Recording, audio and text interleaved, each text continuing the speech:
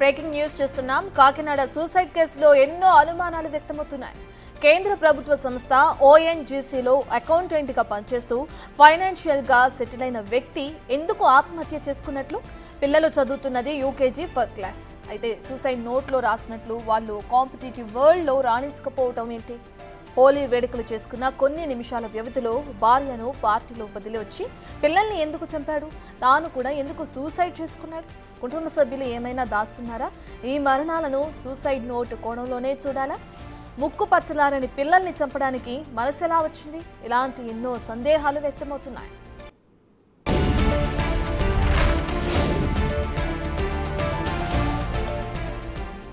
మరిన్ని వివరాలు మా ప్రతినిధి శివశంకర్ అందిస్తారు. కాకినాడ రూరల్ తోట సుబ్బారావు నగర్ రెండో వీధిలో అయితే విషాద ఘటన చోటు చేసుకుంది.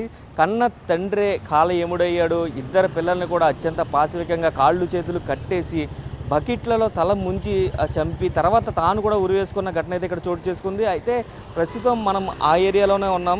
దీనికి సంబంధించి అసలు ఏం జరిగింది ఏంటి కూడా తెలుసుకునే ప్రయత్నం చేద్దాం.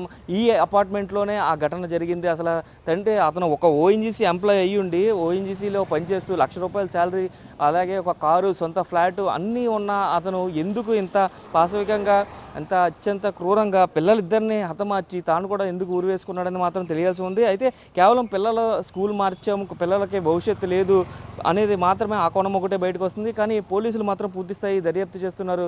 అసలు ఎందుకు ఇలా జరిగింది అనేది మాత్రం తెలుసుకోవడానికి ప్రయత్నం చేస్తున్నారు. అయితే ప్రస్తుతం బంధువులు కూడా వస్తున్నారు. అయితే తల్లి అలాగే వారి బంధువులు కూడా వస్తున్నారు. అయితే కుటుంబ సభ్యులందరూ కూడా ఇప్పుడే అక్కడికి వెళ్తున్న పరిస్థితి కనిపిస్తుంది. అయితే చంద్రకిషోర్ భార్య కూడా ఇక్కడికి వెళ్తున్నారు. హాస్పిటల్ దగ్గరికి అయితే పోస్ట్ మార్టం చేస్తున్నారు పిల్లల బాడీని, ఆమె భర్త బాడీని కూడా. అయితే చూడొచ్చు, ఈ కారు కూడా మొన్న రీసెంట్గా కొనుక్కున్నారని కూడా చెప్తున్నారు వాచ్మెన్ అయితే. అయితే అతను డ్రైవింగ్ కూడా నేర్చుకుంటున్నారు, హ్యాపీగా ఉన్నారు. ₹1,00,000 వరకు శాలరీ పెరిగిందట. ఓఎన్జీసీకి సంబంధించిన ఏదైతే ఈ ఉద్యోగం అసిస్టెంట్గా కూడా చేస్తున్న పరిస్థితి కనిపిస్తుంది. చూడొచ్చు, ఈ కార్లో అయితే ఇప్పుడు అక్కడికి వెళ్తున్న పరిస్థితి కనిపిస్తుంది. కుటుంబ సభ్యులతో పాటు కుటుంబ సభ్యులందరూ కూడా కన్నీరు మున్నీరు అవుతున్న పరిస్థితి కనిపిస్తుంది. అయితే అక్కడ చూసుకుంటే అకౌంట్స్ సెక్షన్స్లో ఒక అసిస్టెంట్గా అయితే పనిచేస్తున్నారు.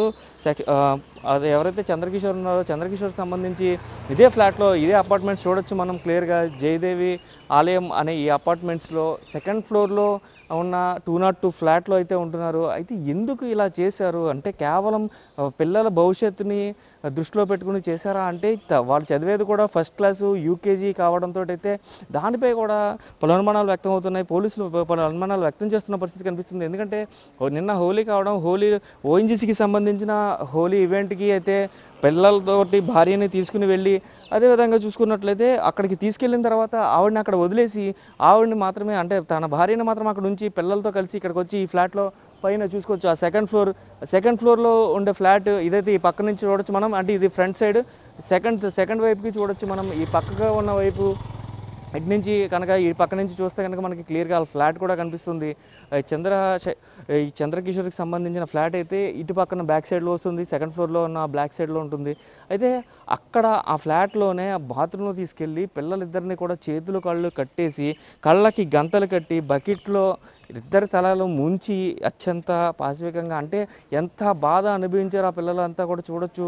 అంటే గిలగిలా కొట్టుకునే వీలు లేకుండా ఇద్దరిని చనిపోయారని నిర్ధారించుకున్న తర్వాత తను కూడా ఉరిపేసుకుని చనిపోయిన పరిస్థితి అయితే ఇక్కడ కనిపిస్తుంది. కాకినాడ రూరల్కి సంబంధించి ఏదైతే సర్పవరం జంక్షన్ పోలీస్ ప్రిమిసెస్లో అయితే ఈ ఏరియా వస్తుంది. అయితే ఇలాంటి ఒక ఘటన చోటు చేసుకోవడం ఈ ఏరియా మొత్తం కూడా తీవ్ర శోక సందర్భం మునిగిపోయింది. అందరూ కూడా ఒక షాక్కి గురయ్యారు. ఎందుకంటే అందరూ కూడా చంద్రకిషోర్ మంచివాడని చెప్తున్న పరిస్థితిలో ఉన్నప్పటికీ కూడా కానీ ఇలా ఎందుకు చేశారు, ఎంత దారుణమైన ఘటనకి ఎందుకు ఒడిగట్టఅనేది మాత్రం పోలీసుల ఎంక్వైరీలో పూర్తిగా తెలియాల్సిన పరిస్థితి కనిపిస్తుంది. అయితే పోలీసులు మాత్రం ఆ సూసైడ్ నోట్ మాత్రం ఎక్కడ బయటికి రాకుండా చూసుకుంటున్నారు. ఎక్కడ బయటికి రివీల్ చేసే పరిస్థితి లేదు. కానీ ఎందుకు అంత గోప్యంగా ఉంచుతున్నారు, ఆ సూసైడ్ నోట్లో ఏముంది అనేది మాత్రం పోలీసులు చెప్పే వరకు మాత్రం వేచి చూడాల్సిన పరిస్థితి ఇక్కడ కనిపిస్తుంది. కెమెరామెన్ రవితో శంకర్, బిగ్ టీవీ.